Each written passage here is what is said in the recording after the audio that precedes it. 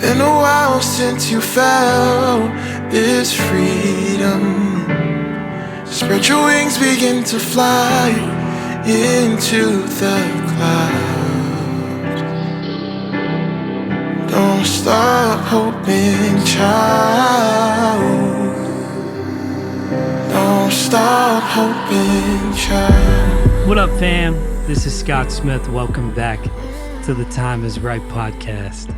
We are so excited that you would jump into this wonderful little thing that we're doing here with Ripe Creatives. This is our podcast where we go back in time to discuss things that happened previously, and we just draw out the stories. Today we have a very special episode, one that we have been looking forward to recording for so long, and it's finally here.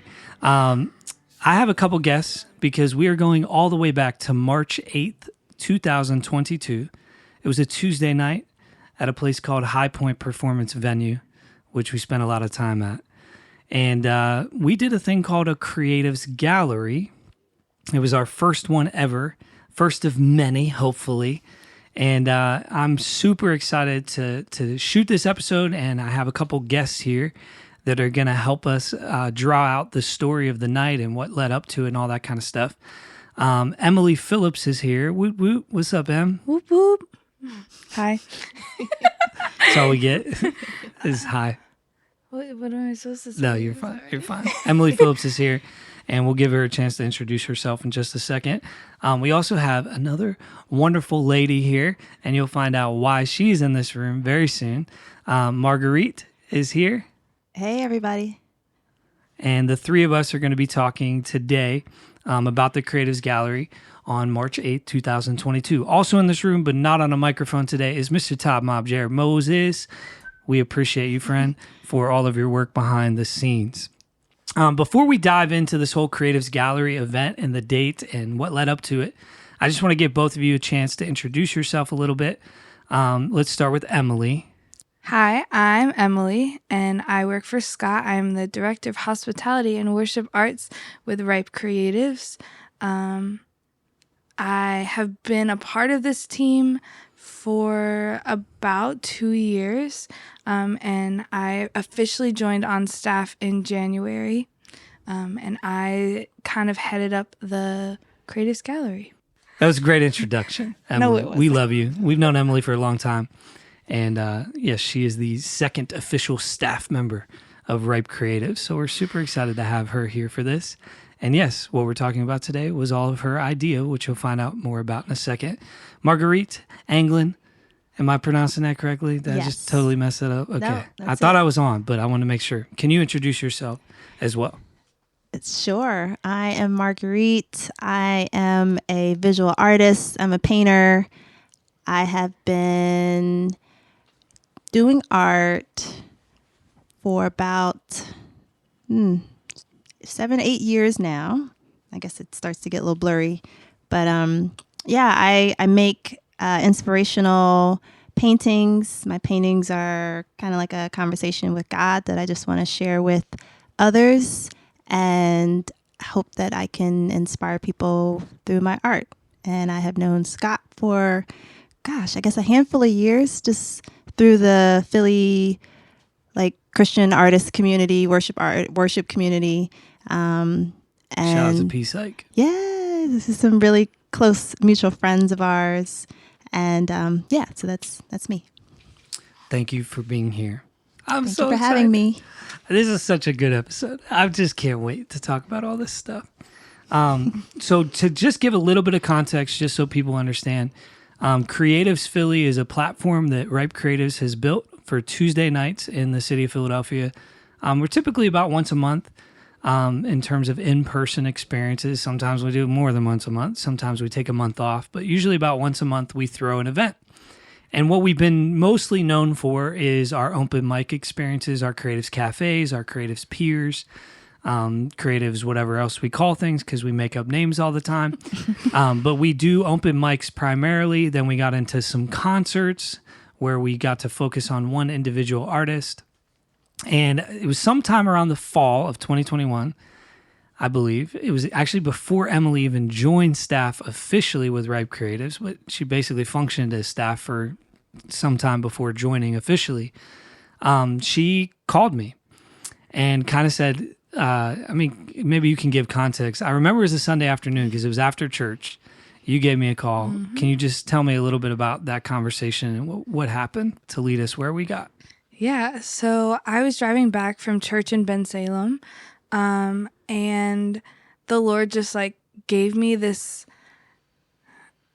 idea, this desire to serve the creative community of visual artists in Philly, and this idea of, wouldn't it be so beautiful if we had an artist come and share all of their work that they make, not just a open mic painter or someone that has a few things, but a whole series of something that the Lord has put on them to share with the world, because there's just not enough of that in Philly, especially in the visual arts world, because I think that is an art space that can get so dark, and there's just not a whole lot of opportunity for people who do love the Lord and who create things that are light to have a slot in a gallery. So why not use our resources to create that for them? Yeah. Mm-hmm. I remember vividly her call. She was very adamant. She was like, Scott, we don't do enough for visual artists. What are we doing for visual artists? Like, you got all these poets, you got all these singer-songwriters, we do all these concerts, we do all these open mics, our artists go get booked and perform places, but what are we doing for visual artists, really? And I was like, I don't know. What do you want to do? And Emily's the type of person, if you get to know her, you would understand this fully. When Emily says she wants to do something, you do whatever you possibly can to make that thing happen, because she's just a joy and a wonderful human. And so she kind of, threw this idea, like, why don't we figure out a way to serve visual artists? I didn't know what to do. I didn't know if a gallery made sense or whatever. But I said, look, I know one visual artist that is amazing and that really loves Jesus. And I would trust her, feeling about this concept of what is a way we could serve a visual artist more than anybody else. And that was you, Marguerite. And so I just kind of said, Emily, why don't we set up a phone call with Marguerite, and the three of us talk, and you share what's on your heart. Marguerite shares if what you're feeling is like legitimate for a visual artist, like, is this a need that we would be meeting? And so we set up that 3-way call, and the three of us got on the phone. And I would love for you guys to share your perspective on that conversation, or your perspective, Marguerite, specifically on, what Emily was bringing up. Like, how did that stuff hit your brain, your heart?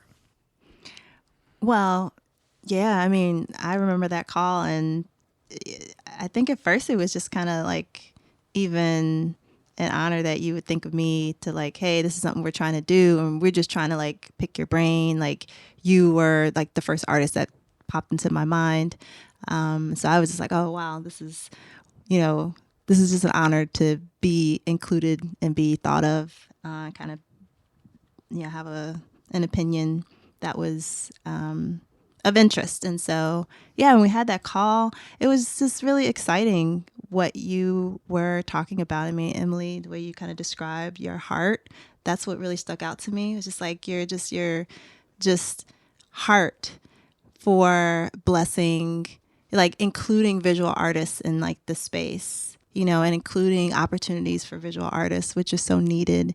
And it just really touched me what you guys were wanting to do, like you doing so much for performing artists and all other different type of artists, but like, hey, what can we do for visual artists? And so it was Emily who said, well, we want to do something like a gallery, or do you think like that would be needed or desired? And like, Scott, you were asking the same thing. And my first thought was like, there's so many artists out there, especially Christian artists, and they just don't have a platform, don't have an opportunity for,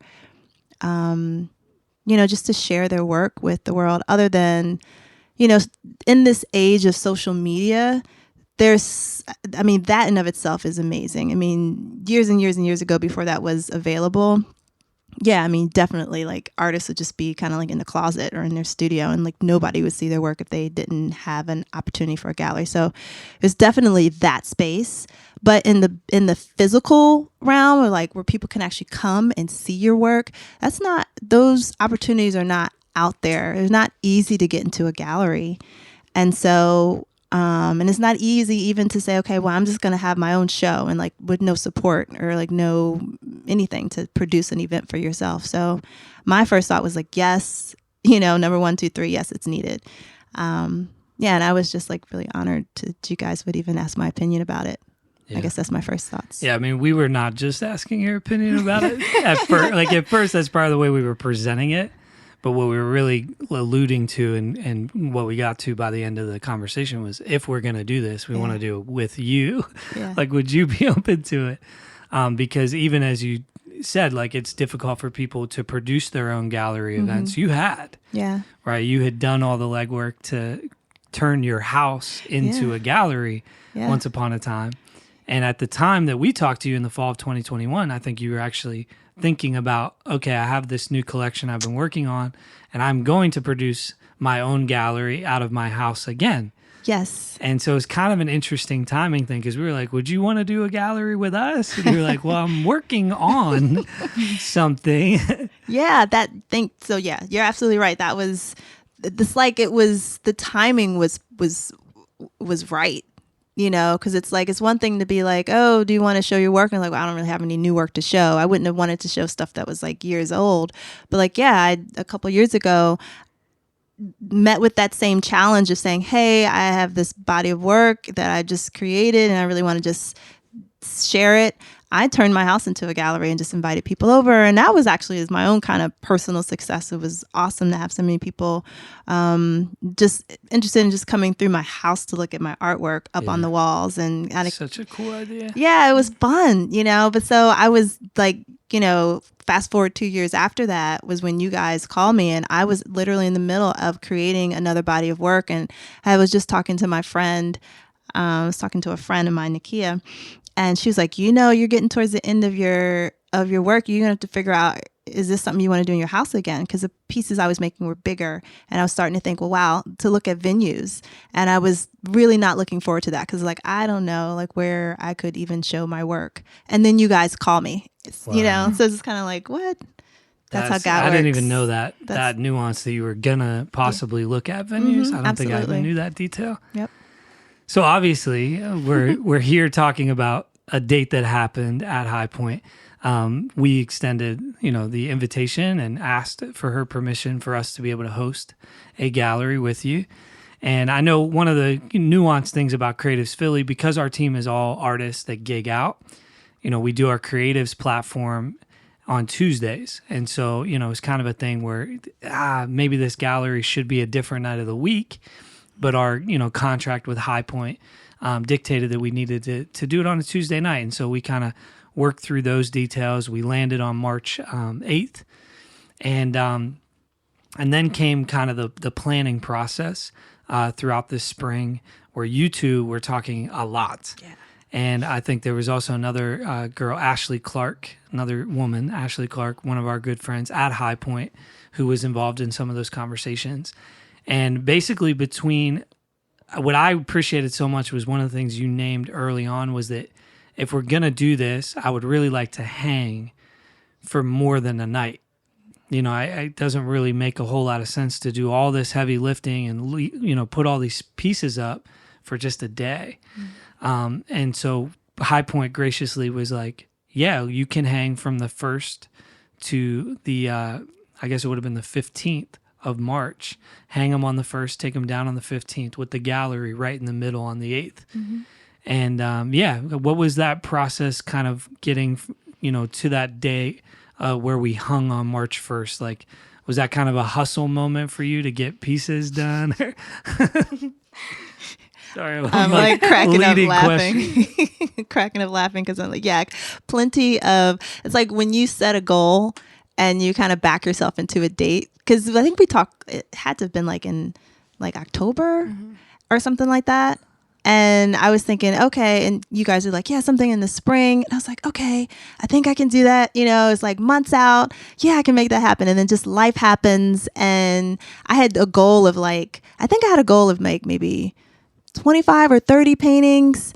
And I was so down on myself because like a month, 2 months leading up to the event, it's like I only had like maybe 10, and I'm like, how am I going to get enough paintings to like fill up a space and have a solo art show? And I didn't want to let you guys down, and so I put a lot of pressure on myself. I didn't make 30 paintings, but I painted 18, and that ended up like being exactly enough, like literally exactly enough. And so, yeah, but it was a big hustle for me, and just focusing on just nonstop painting. Yeah. And it was really cool because I had all these ideas of what God was just downloading all these just different ideas to me under the whole theme of an invitation to wonder, which is really about just like celebrating the child inside of all of us. And just that I just really wanted people to leave with a sense of hope, because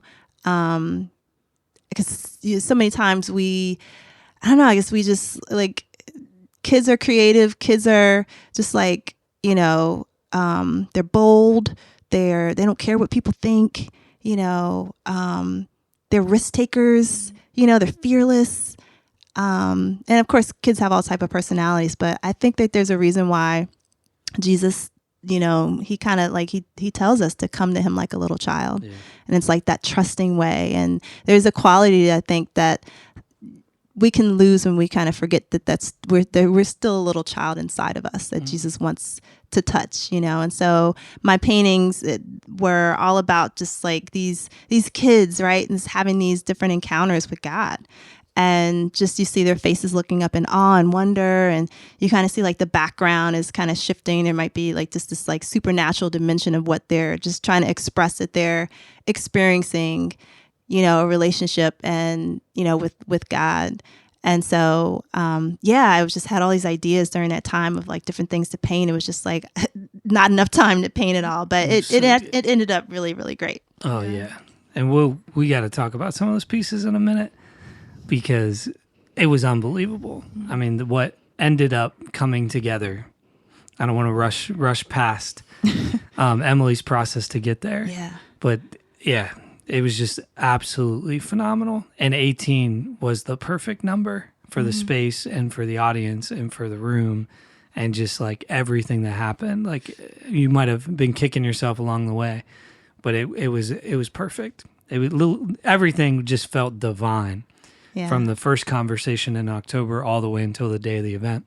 Yeah. On your end, like planning really started to pick up after you joined staff officially in January. And I felt like January, February, March was a lot of getting ready for the date. What were some of the preparations, people that you brought into your team for the night, all that kind of stuff? I don't know. I feel like throughout this whole process, it wasn't difficult. Like I was expecting to be like super stressed out and be doing like 50 different things, but I felt like very confident in like, oh, this is super doable. Like this is going to be great. And so my process just looks like, how do I best support? And that means like figuring out how to get my mom out there to help me bake some good things for people to eat while they look at stuff, and forming a team of people who will be planted in the audience to ask some questions, and a photographer and someone making a vlog, and someone like welcoming people at the door, and checking people in, making sure that we have their information to send more stuff. A lot of it was just like preparing the space in a way of hospitality more than anything else. Because like the work part of it for me was like, okay, I'm like day of, like I'm all hands on deck when we set up, like I am there helping hang pieces, however many times that takes for them to look the way that they should on the wall, figuring out lighting stuff. But leading up to that was just like, I want to make this space feel like they're welcomed. Like we want people to walk in and be like, wow, this is amazing. And just feel the presence of God without saying a word about him, because of what's on the walls, because of the people that they're interacting with, because of the food and the drinks and whatever is there to make people feel comfortable and loved and invited. that was really my focus. Mm-hmm. Can I just say, like, Emily's awesome. She, like, I just felt so much just support, so supported just as an artist throughout the whole, like, from the planning and, you know, every exchange we had, even if it was just on text, like, I felt like you even said, like, I just want you to feel supported. Like, I want your vision to come through. But it's like, this was your vision, you know, like, of even having the gallery event. But you weren't like stingy at all. Like, you were like, what do you want to see? You know, and like we talked about like the lighting and, you know, just the whole atmosphere. And I felt like it was I felt like it was so aligned in what we wanted to accomplish. We really wanted to see Jesus like uplifted, and we wanted to see people leave inspired. And so, your heart was just so pure the whole time. And I really appreciated the support. And even as I was kind of like trying to hint at like, I don't know how many I'm going to really have, you know, you're like, it's okay. You know, so, because I was like so concerned about how many paintings for whatever reason. This is totally not even the right, you know, mindset. But, you know, we get into that striving thing. But you were awesome. You're so calm and supportive. So thank you. Think my whole thing was like, yes, like this gallery, I want to see it happen, but that was my vision, was like, I want it to look like what the artist wants it to look like. Because like, even in another gallery space, they might not have all of this freedom to really make it their vision. And I wanted it to be exactly the way that you envisioned showing your pieces, and the setup and the lighting and the people and whatever that looked like in your mind. Like, I wanted to execute that well and in a way that you felt so loved and seen in your art. So it's awesome. It was a heck of a partnership. Yeah. And Mama, Oh my gosh. Mama Phil. Well, Lambert, Mama Lambert. My bad, Mom. Her coming was so important too. Yeah. And I just remember like the family night leading up to the gallery, we had people over and she just loving people. And it was a part of the entire context and culture of the night was your mom being there. And to see where you get so much of your love and hospitality and to meet that like in person, being like, Emily makes way more sense now. You always make her sense. sass, her yes, yeah, your stubbornness. It's adorable. It's very much you. You are a reincarnation of your mother in the best ways possible. But yeah, I mean, even just like, you know, hanging pieces. Like there was a time where we didn't know if we were going to be able to physically hang because, you know, you're putting holes in walls and like, is that going to be okay with the venue? And this, that, and the third, we went back and forth. And then we finally kind of negotiated a way to do it in a way where we could take care of those holes after the fact. And they were comfortable with that. But there was a lot of like trying to figure out. We were trying to hang lights. Jarrett, top mop, the lighting was putting up pipe and drape, trying to hang lights with down lighting. Down lighting wasn't working with the colors on the painting. So we went with up lighting. And but even the lighting, right, was a gift in the fall that we did not have when you wanted to do a gallery. We didn't even know we would need lights. Wow. And then we were given lights. That was the first time we used them was at the gallery. I guess Good Soil technically. So second time. But it just like was a thing where God was providing what we needed in order to do the gallery to the best of our ability that we could before we even knew what we needed. That's so right. Good, yeah. And I just love that. I mean, even the desire to hang the pieces for 2 weeks and Highpointe saying, yeah, absolutely. And the remarks that they had for us leading up to the gallery and then after, the impact that those pieces had on other tenants and on church attendees and everybody else. It's just like God knew what he was doing. He knitted this thing together so divinely, and we just kind of got to all watch it unfold. It was like a very beautiful thing. So I want to talk about the night of itself because I remember the first we hang, there's 18 pieces. You guys are like doing measurements and stuff to make sure it's all like perfectly aligned. And by the end of the March 1st, all the pieces are hung. We're marveling at what's in the room. And then it's 7 days to the event where it's a lot of promotion and just coming into the 8th, right?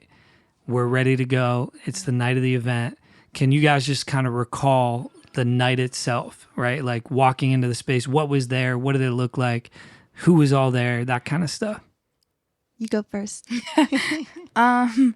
So I think I got there at like 1, right? I said I was going to be there at noon, and Scott was like, no, you're not. And I said, yeah, I am. Because me and my mom were baking in the morning and getting some stuff done. He said, you're not going to be there at noon. And so he ended up being right.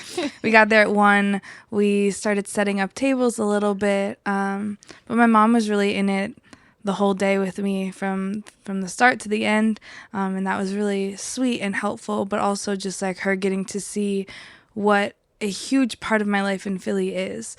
And it's this. And so shortly after, I think Joe got there and started doing little pictures of individual paintings and stuff before the room got filled.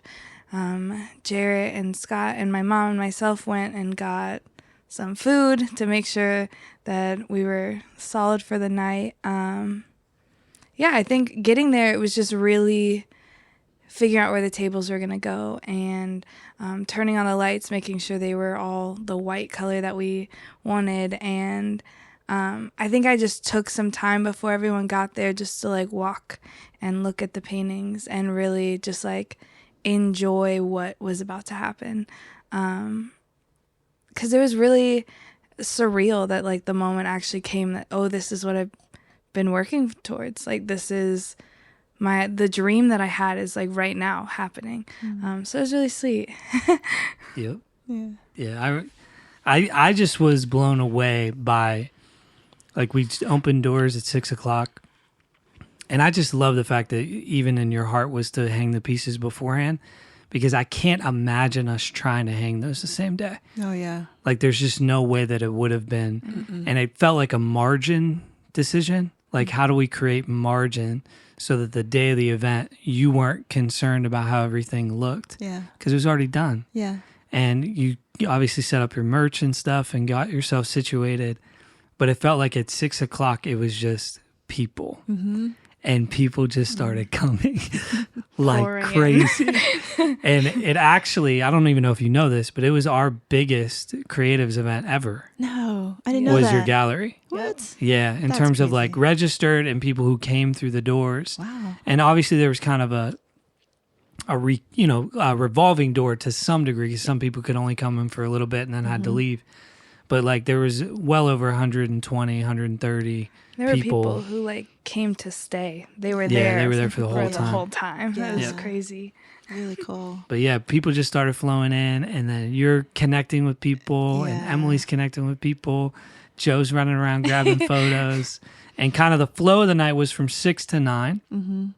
You know, obviously we stayed longer than that, but 6 to 9 was like doors open, and right about the halfway point was 7:30, and that was whenever you guys got a chance to have an interview and a conversation. But before we get to that 7:30 point, was there anything just over that first hour and a half? Like, how were you feeling as the artist? And literally hundreds of people are just like pouring through the doors to look at your stuff. I mean, it was amazing, right? Yeah, that was crazy. I was nervous. I was really nervous. Yeah, I was nervous.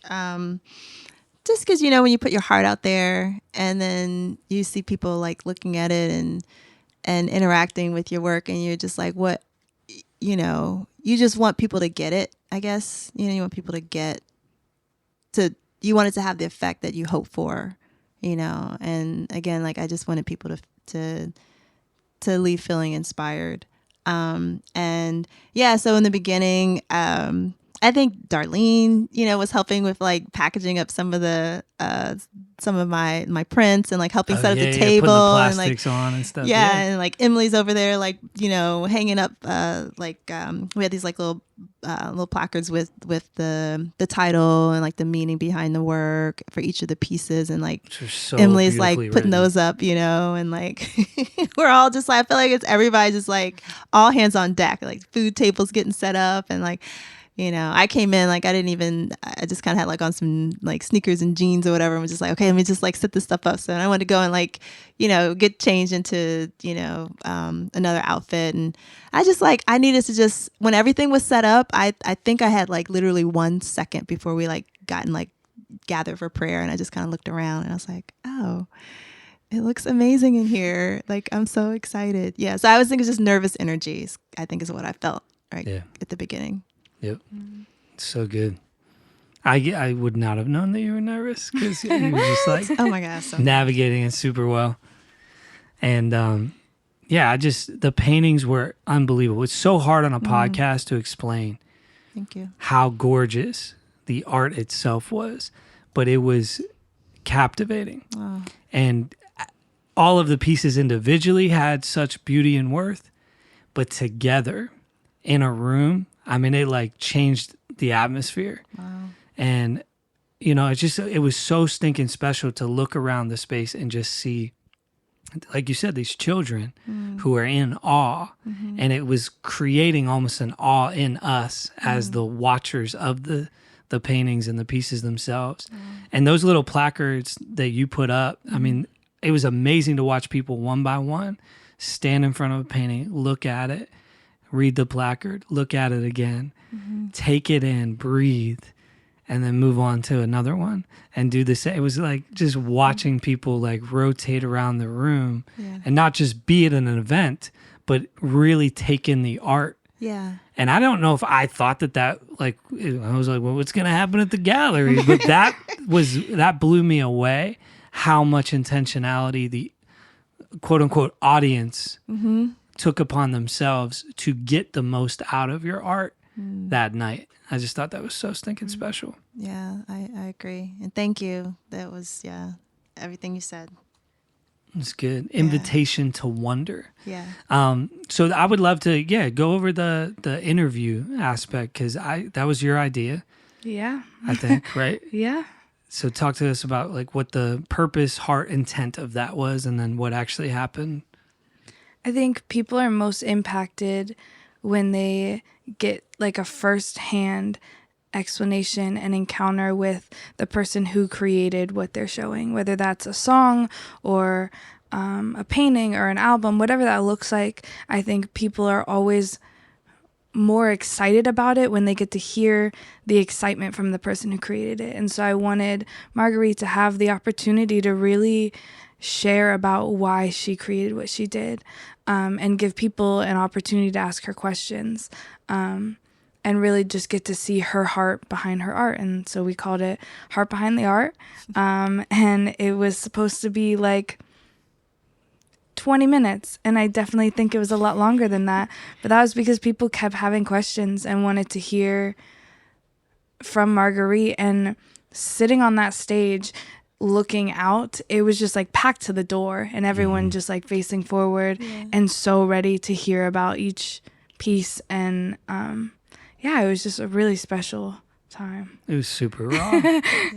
This is just fun, just remembering, just having this time to remember, because it was that special. It was, everything you said, I totally agree with. It was amazing just being able to just share and then people react and respond and have so many good questions, like, and then even just people, coming up and saying like, how they were impacted was really awesome too. I don't remember verbatim, but I remember a clear moment where, because obviously Ripe Creatives, right, is a ministry. And our goal is to advance the kingdom, right? And for the gospel to be presented through art and creativity. And there was a moment in your interview where I just felt like the Holy Spirit just like flowed through you as you shared about, like you just kind of like was like, my faith is really important to me. Yeah. And you started to kind of flow from that place. Man, I'm getting chills just thinking about it. But to see you kind of, like unveil, this is deeper than just really cool paintings with kids looking up at a heavenly. Yeah. This is about God. Yeah. And this is about what he invites us to dive into our own creativity and for something to be unleashed and unlocked that's in us that he wants us to have. You know, it's almost like God's starving for us to take the invitation to wonder sometimes. Yeah. And it was just like this over the room whenever that was presented. And I just was like, man, this is so stinking valuable. You know, like this night matters so much to the Lord. Wow. And this is so worth every argument that me and Emily have about whether something should be up or down, left or right. You know, every, how do we figure that out? Oh, I don't know. We got to get permission from this person, or we need this stuff, or it was worth it. All of the investment to get to that point. When you were sharing your heart, I was just like, oh yeah, this is what it's all for. Wow. Like God is moving in this. It was like an altar call through a really conversation, an interview on stage. Yeah. I was just like, man, people are walking out of here like, I need the Lord, you know? The poem. Oh my goodness, the poem. Is that That the got same me. poem that was written On the painting, on the yeah. painting? You read the poem? Yeah, that was the last painting I did out of the whole series. Was this poem that the Lord gave me, and I hadn't even anticipated. But the poem was called "An Invitation to Wonder," and it really just, I think that poem made it very clear who the invitation was from. It's not like me inviting people to like just wonder, like, you know, I don't know, looking up into the sky, just like thinking. But it's an invitation. It's a gospel message. It really is. Like he's inviting you in to him. He's inviting you to dream again. He's inviting you to wonder again. He's inviting you into a relationship with him. And yeah, that's the part I think that I shared, maybe what you're talking about, Scott. Like during that time I shared the poem and what was behind it. And I think, and to see people like kind of get it, you know, I felt like people got that it was more than just art. Yeah. You know. Yeah. Oh, it was so really clear. cool. Yeah. It was like, you know. I cried like a baby. On I was stage. so embarrassed. I was like, oh no, I didn't want to do this. But I literally couldn't help You were it. kind of a little bit like, I don't know beautiful. if I want to interview her at first. You're kind of a little intimidated by that. I was like, no, you are interviewing her. Yeah. Like, yeah, you're not And you did an amazing pawning this job. off. Yeah, you did Oh my amazing. God. It was perfect. Because you shared your heart too, and like you shared like the whole meaning behind, like what like where it all came from, just like your heart behind the vision for the Creatives Gallery, and you set the whole tone. So yeah, Yes. It was. Do you have the super poem by special. any chance? I do have it on me. Yes. Okay, so it goes. So the title is An Invitation to Wonder.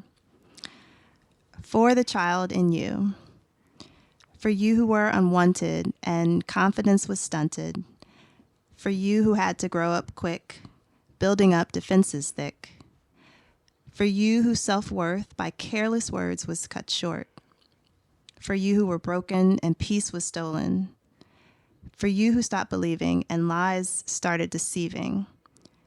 This is for the child in you. For you, yes, you. Do you know you can dream again, hope again? What if I told you there's light again, to heal within? You're free to color outside the lines again. The door is open. You are welcomed in. There's no wound that he can't mend. Beyond the depths of shallow sin, it's your heart he wants to win. The impossible is now possible, my friend. Let him lead you to wonder again. So stinking good. Oh, thanks, guys. Yeah. Oh, man. Yeah, and that was so so cool. He good. just gave me that at the end. I was like, okay, I have to paint. I like literally, I was like, how do I get this poem? Like, I didn't want to just say it. I wanted people to read it. And I Yeah. was like, how do I was like, I guess I'll paint it. I'll put it on it, you know. So I just painted this like sky. It was like a little silhouette of a child looking up at like this huge sky. And then I just painted the words in the right on. sky. So Yeah, it was so good. Oh, man. It was so good. So the night happens, and, you know, I remember Marguerite saying, you know, I'm going to bring my prints and I'm sure people will get prints, but I don't really assume anybody's going to buy an original. Nope. And Nope. I was like, you tripping. Like, the second I saw the paintings, I was like, yeah, these are going to go. And I remember, I don't know, it felt like a inspiration thing on my end where I was just talking about art, like during the course of the night and the value of art and how like it's not a diminishing commodity, but it's like this investment in you as an artist, but also in themselves as a purchaser of the art, right? The art tends to go up in value, especially as an artist continues to grow and becomes more popular and gets their work out there to more people. The value of the piece of art that you have of that artist continues to rise. And so I just was kind of like throwing that out there. I was like, this isn't like buying a car, you know, this is like buying a piece of property, you know? And I don't know how you felt. I was like, of course this is happening, but it seemed like you were a bit surprised. Like, first of all, what happened? And then, how were you feeling as that was happening throughout the course of the night?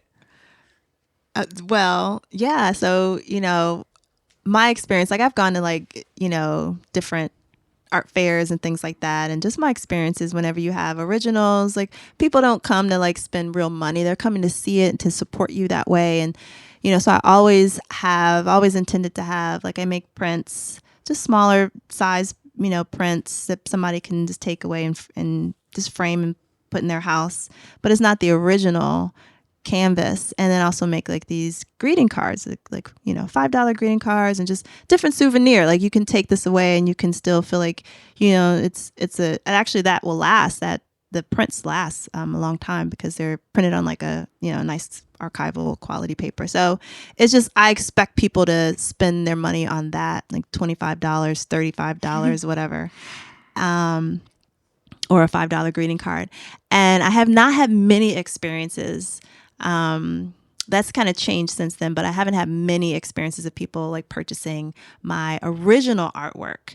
And so that's why I told Scott, I was like, I don't invest, you know, because the cost of the pieces in that collection, were depending on size, they range from like $150 to $1,200. And I was just like, you know, people probably aren't going to buy, or maybe they'll buy the smaller ones. They're like 150. And then, so like over the course of the night, you know, if somebody, I think the first ones to go were the smaller ones. So there was a set of 3 and, someone purchased all 3 of them. And so like, and I, you know, I was like, okay, I want people to take them home with them. Like I want them to take them off the wall, you know. And so the person who bought them took those 3 off the wall. And then like Scott and his like genius, he like gets up on the stage. He's like, okay, guys, we have like the first paintings are like sold, you know, like I think these are going to go. Like he was, and of course he's like wearing this shirt that said like buy more art or something like that. Yeah. I forgot about that. It was like, so it was so cool. And so he's like starting to, I don't know, hype it up. And then like somebody else is like, goes over to the other side of the room and like, calls me over and is like, hey, I want this one, you know? And I'm like, oh, sure. Okay. You know, and then that one comes off the wall and you start seeing these like holes, these like gaps on the wall of like white wall space where there was a painting where somebody had taken it off because they purchased a painting to take with them. And after a while, it's like a lot of white space. Yes. it was amazing. Awesome. And it was like a natural eruption of joy in the room every time somebody was carrying one back to check out. Super special. Like it wasn't like a conjured up thing or like we're gonna do this. Like it happened because people were so excited for you as the artist to be supported. Yeah. But also for the person who purchased it. Yeah. Because they know that they're getting something so good and valuable to take home with them. Yeah. And it was just like this celebration of joy again and again. And again and again. I believe the number was 11. Yeah. Right? Out of the 18 or whatever by the end of the night they were taken down that night. I was just so struck by the goodness of God and just feeling kind of emotional even now. Like, you know, we tell ourselves lies and we're our biggest critic, I think. And, you know, I'm not always confident in the things that, you know, I produce or do. And so I have to like constantly just remind myself what God is speaking over me And, you know, I knew that he was going to bless this evening. I had no idea. Like, I really did not expect any of those originals to go. But just for people to be impacted by them was enough. And maybe definitely buy some prints, support in that way. But just the goodness of God to like sell 11 out of 18 paintings in one night. Like, what? On a Tuesday. Who does that? On a Tuesday. And the joy, and you're right, people were happy. Like, people were so happy just to purchase, you know, the paintings. And it was, and the things that people told me just about how, we had people like write like what their impressions were. Mm-hmm. And that was just a blessing to read those. What people were saying that the night meant to them, and just hearing just people's reactions to the art was just such a blessing. Was that you, the impression, Emily? Like, was that your idea to do that? For the raffle? I think There were 2 raffles, and I think we came up with the concepts together Okay, yeah. for both of them. Yeah. And one of them was like, what did this night spark for you? Like, what is something that you like, whether it's a thing that you stopped doing as a child, but you like have this desire to do, but you're just not letting yourself wonder in that way. And then the other one was like, what is this night? What is this night done? What is this painting done? Like, how has this impacted you? Yeah. And so you like could enter into both of them and win like a free print. Yeah, we did 2 raffles. This is such a funny story. So the one raffle was for prints, and the other was for an original. One of the originals, right? Small. Yeah, small. One of the small originals. Little rectangle guy. And I feel like, what was first? We did the prints first? I think, yeah, it had to be. So we did the prints first, and we pulled the raffle out, and the name that we pull out is Rashid Saint-Fleur, who is a part of Right. That we went through so many names, People had left or or like something. so many, because we were like, you have to claim it. You have to be here to claim what you wrote. And so we Yes. went through so many of them, and just like kept throwing them aside. And it was like a $10 thing, right? Because it was like a raffle, Yeah, it was right? It was like a So, thing that you bought a raffle ticket that for. was for The original. the original. Okay. So hold on. First of all, Rashid eventually gets pulled, and he's in the room. And I say, no, Rashid, you're not winning this. Yeah. Because Rashid's part of Ripe. He's one of our artists. He was there helping, serving. I was like, this just feels wrong. Like, you're not winning this. So we pull somebody else's name. I can't Aaliyah. remember who it was. Aaliyah. And she wins the prints. Then we do the second raffle. And we bring that one up. And we pull out Rashid Saint-Fleur again. Yeah. He wins again. And so we just kind of were like, all right, I feel like twice is a sign that he's supposed to win. Yeah. And so he ended up actually winning the second one, though. because it was like, what are the odds? I mean, there's like 100 people's names in both of these baskets, and Rashid gets pulled out of both. It's like 1 in 10,000 chance or something like that for that to happen. Wild. It was pretty crazy. But yeah, I thought that was very interesting to see. It was really cool. And then Rashid ended up giving you that painting, right? No, he gave that to Mariella. He gave it to Mariella? Yeah. Are you jealous? A little bit. Okay. That's okay. Well, I bought one. Yeah, I Emily bought a bought a little boy, painting. Chosen, and he hangs in my house. Yes. I know awesome. we got a bunch of prints, and all of my nieces and nephews have gotten one. Oh, yeah. you Like a guys different did one. We that. tried to get a bunch of sweet. different ones. So I that love was something we did for Christmas for them. So big picture, the night happens. It was amazing. There's only a handful of paintings left for the second week of everything hanging. We go shut things down.